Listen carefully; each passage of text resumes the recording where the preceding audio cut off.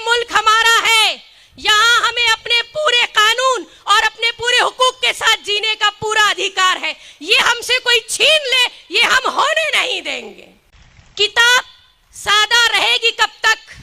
कभी तो आगाज़े बाब होगा। जिन्होंने बस्ती उजाड़ डाली, कभी तो उनका हिसाब होगा। मजलूम तुलू होके रहेगा, जालिम को गुरूब होना होगा। हमें मालूम है कि हमने आज यहाँ पर ये स्टेज जमाया, हम आपके सामने क्या प्रोग्राम लेके आए हैं। आपने हमारे बहुत काबिल लीडर्स को सुन लिया, बहुत सारी मालूमात आपको हो गई। मैं आपसे कुछ अलग बात करूंगी इंशाअल्लाह। बीजेपी गवर्नमेंट ने अगर वक्फ बिल वापस नहीं लिया तो फिर हिंदुस्तान की सरजमीन पर CNRC से बड़ा इनकलाब होगा। एक शाहीन बाग दिल्ली में था, अब इस बार हिंदुस्तान की गली गली कूचे कूचे में शाहीन बाग होगा। ये मोदी जिन्होंने नारा दिया था सबका साथ सबका विकास, हम गलत समझे थे। सबके साथ सबका विनाश। ये वो औरतें, इस मुल्क की बहू बेटियां जिनको मनुस्मृति की सोच से मोदी और मोदी का गैंग डराता है, धमकाता है, कुचलता है, रेप होता है, इंसाफ नहीं मिलता, सड़कों पे जला दी जाती हैं, मार दी जाती हैं। ये मनुस्मृति की सोच लेकर मोदी और मोदी का ग्रुप रेपिस्ट को जेलों से छुड़ाकर टिकट देकर कैंडिडेट बनाकर पार्लियामेंट में बिठाते हैं। तो मैं SGPI के प्लेटफॉर्म से चैलेंज करती हूं, यही मुल्क की बेटियां, यही मुल्क की माएं और बहनें ऐसा इनकलाब लाएंगी, दुनिया याद रखेगी। वक्फ बिल मंजूर नहीं।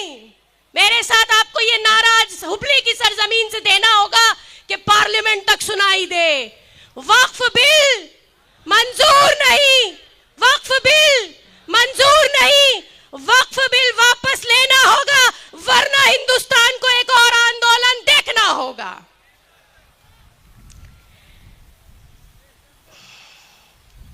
आज एक अजीब सा नाम आपके सामने लेती हूं, पता नहीं कितने लोग जानते हैं कितने लोग नहीं। एक बहुत बड़ी RSS का कार्यकर्ता अवधेश सैनी, उसने कहा कि 1 मार्च तक 50,000 क्रिश्चियन औरतों की असमत रेजी करके उनको जान से मार दिया जाएगा। ये अभी 1 दिन की शायद मुश्किल से खबर होगी। और 2 दिन पहले की खबर कि आपके कर्नाटका में कांग्रेस मिनिस्टर ने कहा कि हिजाब पहनेंगी तो एग्जाम लिखने से बाहर कर दिया जाएगा, काट दिया जाएगा, मार दिया जाएगा। RSS की सोच, सर ढकेंगी, गैरत होगी, शर्म, या अपने मजहब को फॉलो करती होंगी या अपनी हया को फॉलो करती होंगी, तो उनको पढ़ने लिखने से बाहर कर दिया जाएगा ताकि पसमानदगी की जिंदगी गुजारें। क्या इन दोनों सोचों में कोई फर्क है? कोई फर्क नहीं। तो फिर क्या इन दोनों पार्टीज में कोई फर्क है? कोई फर्क नहीं। अगर आपको लगता है कि बीजेपी ने बिल पेश कर दिया तो ये पास नहीं होगा, तो मुझे बताइए रोकने वाला कौन? कौन सी पार्टी, कौन सा अपोजिशन, कौन से पॉलिटिकल लीडर, कौन सी JPC? रोकने वाली कोई पार्टी होगी तो आपके सामने है social democratic party of India. लेकिन इस रोकने के लिए और इस काम के लिए हमें चाहिए आपका साथ, हमें चाहिए आपका सपोर्ट, हमें आपकी मदद भी चाहिए, ताकि हम जिस मुहिम को लेके खड़े हो रहे हैं, हम जिस मूवमेंट को इस मुल्क में चलाना था, एक ही मामला नहीं है। अगर खुदा ना खास्ता इस पे आंच आती है तो याद रखिएगा फिर आने वाली जिंदगी आग में जलते रहेंगे। फिर एक के बाद एक कुछ ना कुछ आपके लिए आता ही चला जाएगा।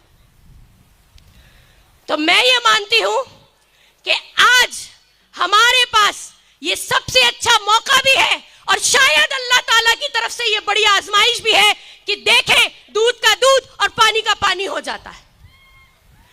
आज ईमान रखने वालों के लिए एक बड़ा इम्तिहान है। CNRC के टाइम पर जब पूरे हिंदुस्तान में औरतों का शाहीन बाग मशहूर हुआ, पूरी दुनिया ने देखा, तो वो मामला था पहचान का, यानी हमारी आइडेंटिटी प्रूफ करने का, तो CNRC। लेकिन अब तो मामला आ गया है ईमान का, अब तो मामला आ गया है अल्लाह और उसके रसूल का, अब तो मामला आ गया है डायरेक्ट अल्लाह ताला को दी हुई प्रॉपर्टीज का। तो मैं समझती हूं अब इस बार हिंदुस्तान में मुसलमानों का और उनके साथ जो भाईचारे के साथ रहते हैं दूसरी कौमें जो समझती हैं कि ये जुल्म है, उनके लिए अब ये सबसे अच्छा मौका है कि हम फैसिस्ट गवर्नमेंट को उसका मुंह तोड़ जवाब दे दें। क्या आपको लगता है कि हमें जरूरत है कि हम किसी ऐसी जगह पर जाकर बैठे जहां बातचीत से मसला हल होगा, कॉम्प्रोमाइज करके सुलह करके मसला हल होगा? ना, अब तो मसला सड़कों पे हल होगा। और अब जो मूवमेंट उठेगा वक्फ के नाम से, ये कोई छोटा मोटा मूवमेंट नहीं होगा। इसके बाद हम ये नहीं कि हम फैसिस्ट गवर्नमेंट को जवाब देंगे, यही वक्फ फैसिस्ट गवर्नमेंट के जवाल की वजह बनेगा। इस वक्फ की मुहिम से जवाल शुरू हो गया मोदी और मोदी के गैंग का। आज अगर हम यहां खड़े होकर बड़ी दिलेरी के साथ ऊंची आवाज में बात करते हैं और हमारे चेहरे पर एक भी शिकन नहीं होती, न कोई अफसोस, न कोई खौफ, न कोई मायूसी, तो आपको मालूम है उसकी वजह कौन है? आप सब। हमारी हिम्मत, हमारी ताकत आप लोग हैं, हमारा फख्र आप लोग हैं, आप हमारा गुरूर हैं और आपने इसे टूटने नहीं देना है। Social democratic party of India की हिम्मत को, उसके गुरूर को आप लोग टूटने नहीं देंगे, यह वादा कीजिए।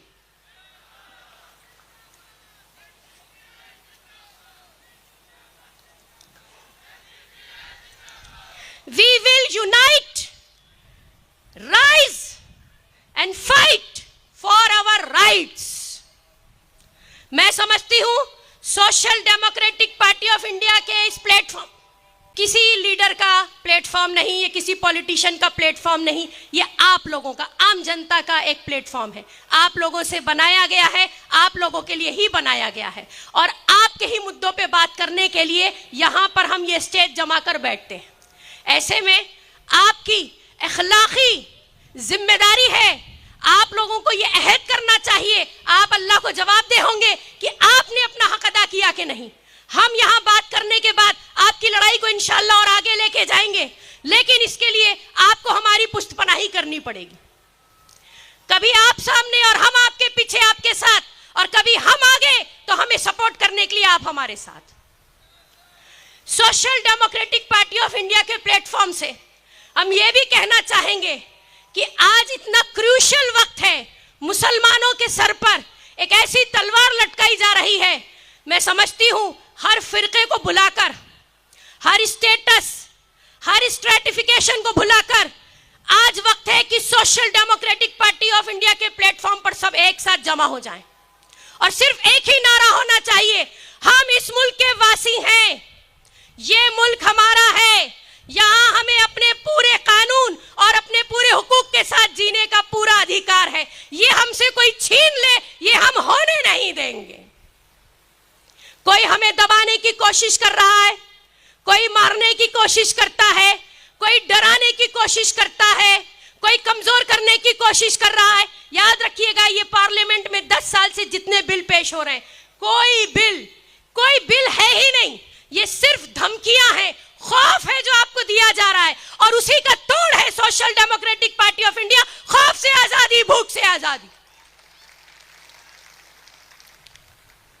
आज क्रिश्चियन औरतों के ऊपर इतनी बड़ी धमकी आई कि उनको टाइमलाइन दी गई है कि इतने टाइम में इतनी औरतें कत्ल कर दी जाएंगी और असमत रेजी कर दी जाएगी। कोई नहीं था, सबसे पहले social democratic party of India की women wing, women India movement ने आवाज उठा दी। हमने फौरन डिमांड कर दी कि इस सैनिक को फौरन गिरफ्तार होना चाहिए। और याद रखिएगा, जिस तरह एसडीपीआई है वही आइडियोलॉजी लेकर एसडीपीआई की वुमेन विंग भी चलती है। जरूरत पड़ी तो सड़कों पे बैठेंगे, धरना देंगे, क्योंकि जब मामला पहचान का हो, नौजवान का हो, तो बस बात यह है कि हमारा हक है। इसमें औरत भी है, इसमें मर्द भी है, इसमें बच्चे भी हैं, इसमें नौजवान भी हैं, इसमें बुजुर्ग भी हैं। क्या कहते हैं भाइयों बहनों? आपका पूरा सपोर्ट है social democratic party of India को। इस एक हाथ के पीछे एक एक हजार और उठने चाहिए, और ये मेरी बहनें, ये एक एक बहन 100 पे भारी होनी चाहिए। जरूरत पड़ी तो घर में चूल्हे बुझा देंगे, जरूरत पड़ी तो अपने घरों को ताला मार देंगे, जरूरत पड़ी तो दिल्ली जाएंगे, दिल्ली चलो की मुहिम चलाएंगे, लेकिन वक्फ बिल को पास होने नहीं देंगे। आपको बता दूं, आज ये 20 से 30 करोड़ हिंदुस्तान का मुसलमान, बिल्कुल दिल से कह रही हूं अल्लाह को गवाह बनाकर, ये एहसानमंद है आज social democratic party of India का। इतनी बड़ी आफत जो ला के पार्लियामेंट में मुसलमानों के सर पे बिठाई जा रही है, इस पे आवाज उठाना, इसके लिए निडर होके, बेबाक होके इन लीडर्स का बात करना, अपने पैसे लगाकर कुर्बानी देके आपकी लड़ाई लड़ना, क्या खाली मस्जिद एसडीपीआई की है? पूरे 20 करोड़ों की है। क्या खाली यतीम खाने हमारे हैं? क्या खाली कब्रिस्तान हमारे हैं?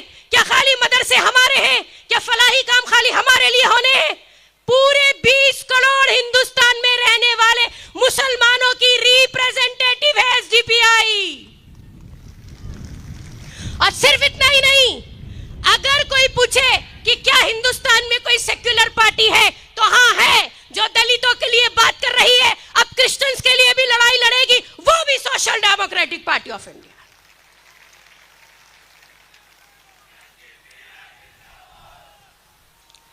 मैं ज्यादा वक्त नहीं लूंगी, इंशाल्लाह भी आप और लीडर्स को भी सुनेंगे। यहां पे आने का मकसद, आपको यहां बिठाने और आपसे बात करने का मकसद यही है कि कमर कस लीजिए और जहन तैयार कर लीजिए। कोई भी मसला आ गया, कुछ भी आ गया, तो तैयारी इतनी पूरी होनी चाहिए कि बगैर दोबारा सोचे हम सब निकल जाए। किसी भी हाल में इंशाअल्लाह वक्फ को बचाएंगे। ये वादा एसडीपीआई से नहीं, अपने अल्लाह से करना है आपको। सदियों से घेराव में हम थे, हमें बचाने कोई ना आया, फिर हमने जंजीरें पहनी, हर सू फैला चुप का साया, फिर तोड़ेंगे हम जंजीरें, हर लब को आजाद करेंगे, जान पे अपनी खेल के फिर हम वतन आबाद करेंगे। मुझे इस तरह सुनने के लिए, अपना वक्त निकालकर यहां बैठने के लिए, मैं तो आपकी एहसानमंद हूं। Social democratic party of India अपनी जिम्मेदारी पूरी कर रहा है, लेकिन आपको यह सोचना पड़ेगा कि यहां पर क्या आप एसडीपीआई के लिए आए हैं? नहीं, यहां आप अपनी बका के लिए आए हैं, अपनी नस्लों को बचाने के लिए आए हैं।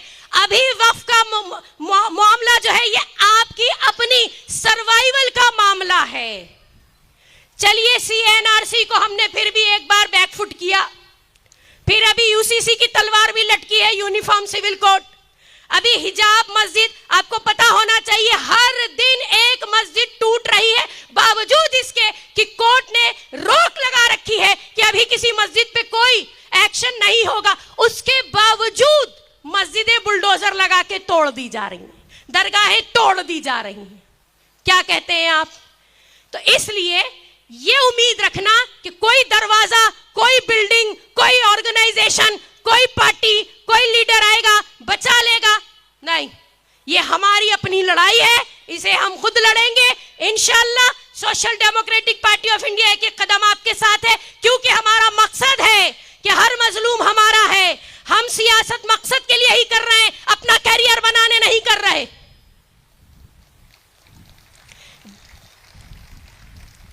इस पार्टी का साथ दीजिए, अपनी आने वाली नस्लों को बचा लीजिए। शुक्रिया बहुत बहुत।